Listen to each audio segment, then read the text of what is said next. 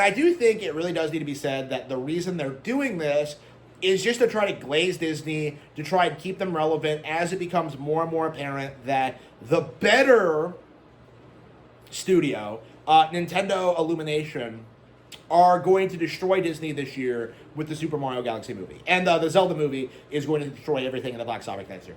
Disney is just such a huge company. Disney is a huge declining brand run by communists, okay? They can't innovate, they can't do anything, they don't have any real talent, they don't have the ability to get new talent. And what we're seeing is just a slow, gradual decline of this brand and everything it stood for. Like, Nintendo is going to not only crush them, they're going to crush the illusion that the industry has built up over the past several years that Disney is this, like, untouchable monolith when it comes to animation. Like, you know, the traditional, like, culprits for making movies as bad as they have been for the past, like, forever have just completely collapsed. Nobody's going to watch their shit anymore. People are more enthusiastic about the Mario movie.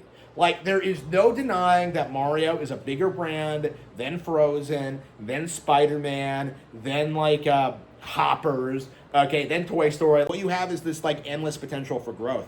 For Disney, you don't have that. For Disney, you see, like, Frozen, you see Elsa and Anna, and you're just like, well, what are they going to do with them this time? You know, like, there's no room for growth there. There's no room for development.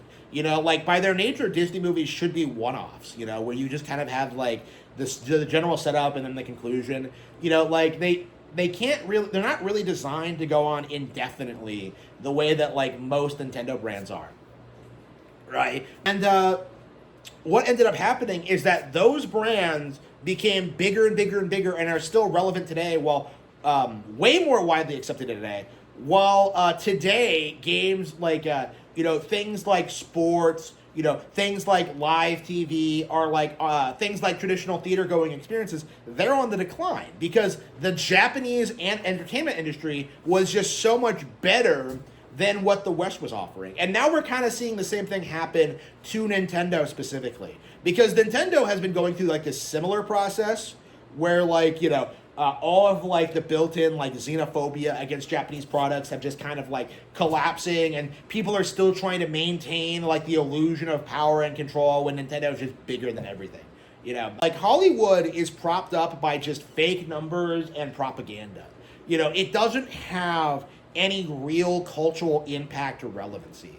And that's going to be more apparent as Nintendo products begin to dominate more and more of the cultural landscape. You know, Nintendo is simply more popular than your favorite thing.